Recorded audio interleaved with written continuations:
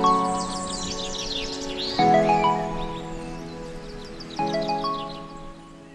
guys, Layna here. Welcome back to my channel. This channel is all about my recovery from anorexia. Today's video was requested on my Instagram.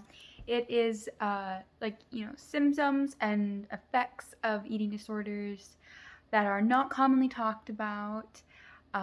So I'm not going to be talking about low weight in this video because that's a pretty common one and that doesn't apply to everyone. So these ones are ones that my doctor talked with me about. So I have anorexia, so they're like anorexia symptoms. I think they can apply to any eating disorder, to be honest. But these are the ones that my doctor talked about and the ones that I noticed that some other people have. So yeah, let's get right on to the video. Okay, so before I start talking about them, I want to just do an announcement. If you don't have these symptoms, that doesn't mean your eating disorder is any less valid. You still are valid even if you don't have the symptoms, don't only have a few of them, or don't have any of them. You're always valid no matter what. So yeah, the first one, I hardly ever hear this talked about because I don't know if people are embarrassed by it or not. I'm not embarrassed by it. The doctor, my eating disorder doctor who specializes in eating disorders, specifically told me that constipation is a symptom of eating disorders. I'm gonna say eating disorders in general, but these are the ones she told me for anorexia, so I think they can apply to all eating disorders. But so constipation, I experienced this and I still experience this because your body is relearning how to digest, and it is honestly really hard because you cannot, it's really hard to go to the bathroom.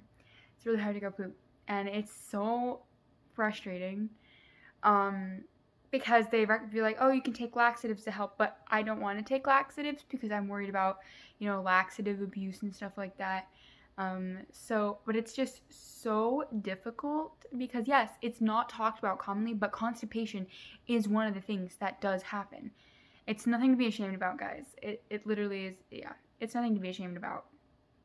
Second one, hair loss. This one's a little bit more commonly talked about, but hair loss is a big issue and was a big issue for me. It is still really bad. My hair falls out a lot in the brushes, and my shower drain has to be we have to pour Drano down it every week or two because my hair still falls out really bad.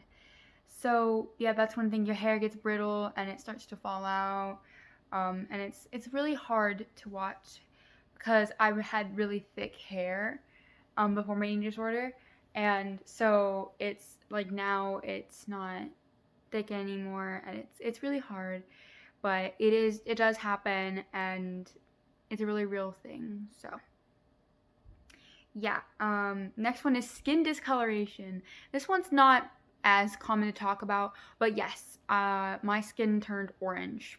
It's a little less orange now, still a bit orange, but it was very, very orange/yellow. So my skin it just turned different color, and I had a lot of people commenting on it, like customers and stuff like that.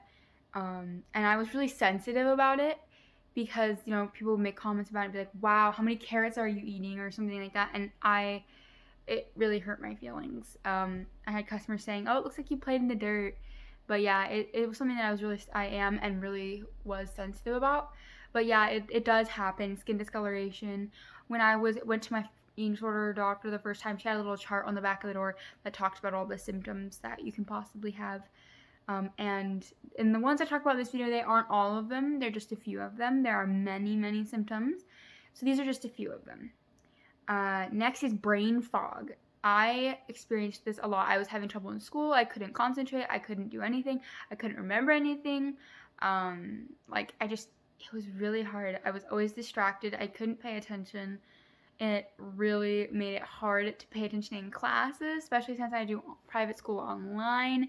It was just so hard to just sit there, and so that was one of the effects of it. And once I started eating more and taking medication for my ADHD, it really helped.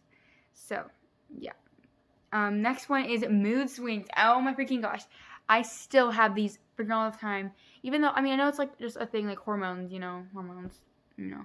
but increased. And it was like whenever somebody talked about food, whenever I made food, whenever someone was cooking, whenever somebody talked about food, I got super moody, and I was just moody all the time and angry, and just, yeah, I thought everybody was plotting against me.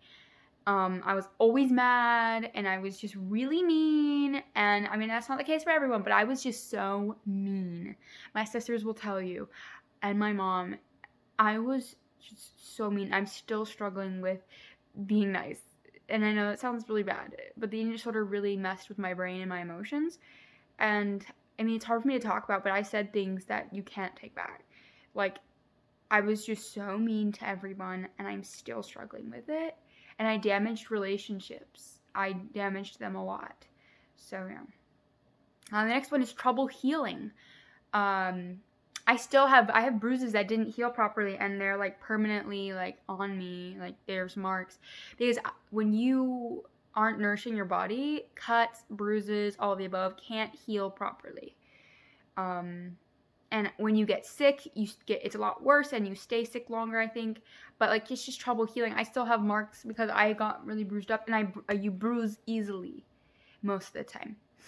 This isn't the case for everyone, but yes, I bruised super easily, and they didn't heal well, and they took forever to heal if they even did heal. So it was a struggle. That's still the case for me now. I still have really trouble healing, so yeah. The next one is always cold. This isn't the case for everyone. So if you aren't always cold, that doesn't mean your eating disorder is any less valid. But I am still struggling with this one big time. I am always cold. I am always freezing. It's like I'm in my house and we're watching something, and it's like I'm sitting in a snowstorm because it is so cold, and the rest of my family's like, no, I need the fan on, it's hot in here. And I'm like, no, it's freezing, so I have to be under a bunch of blankets. I bring a jacket. I work at Pizza Hut, and we're standing next to blaring ovens, and I am still cold. So I have to bring a jacket with me. I mean, sometimes I get hot, but very rarely, and I'm usually always cold. And a lot of people are like, wow, I wish I was always cold. I'm always hot. It's not a glamorous joyride. It really sucks. It makes wintertime unbearable. Like, unbearable. I was so bitterly cold all the time, and I just couldn't take it. Like, it was really bad, and it's not a glamorous joyride. So yeah, I know. And on the next one, I didn't really have this one, but I know that a lot of people do have this peach fuzz. I don't have that because I have really dark brown hair. And so I never really had any peach fuzz, but yeah, and another one, this one's not commonly talked about, but it's weird that it actually goes with this, like the eating disorder, because one of them was, right, hair loss. But another one is extreme arm hair growth, right? Which is so bizarre because your hair falls out sometimes, but your arm hair is accelerated. Which it's just a weird thing, but it's completely normal. If that happens to you, it's completely normal. Don't be ashamed. There are so many things that can come with eating disorders, and it's really hard. Just crankiness, and then when in recovery, extreme hunger, whether it be like actual physical hunger or mental hunger, those are both valid types of hunger, and you should honor them both, right? So that's another thing that comes with eating disorders. There's a lot of, like, in recovery, after long periods of restriction, it's normal for your body to be extremely hungry, and the best thing you can do is honor that and really eat, because you deserve food. So yeah, and I would say that the top 3 hardest symptoms, the number 1 hardest symptom is definitely the mood swings. I hate hurting my family, and I hate being mean, and I hate all of that, but I know my family knows, and I know that it's the eating disorder, and I need to fight it. So that's definitely one of the hardest things, and I'm working on it, and I'm trying to make amends with everyone that I hurt. The next one is probably always being cold. It's really close to the first one, but like always being cold really sucks. And it's like so hard because I can never warm up. Like even if I'm wearing like a nice warm outfit and I'm under blankets, I'm still really, really cold. And other people and everyone's like, oh, that's so easy. I wish I had that. And I'm like, no, you don't. It really sucks. It really sucks. But and then the next one is definitely skin discoloration, because people make comments because they don't really realize, and they always like are like, oh, how many carrots are you eating, or are you eating too many carrots again, or like, wow, you look like you played in the dirt, or like people laugh at my hands, and then they would laugh at me, but you know, I would just be like, yo, like here's what I did, and I think everybody should do this.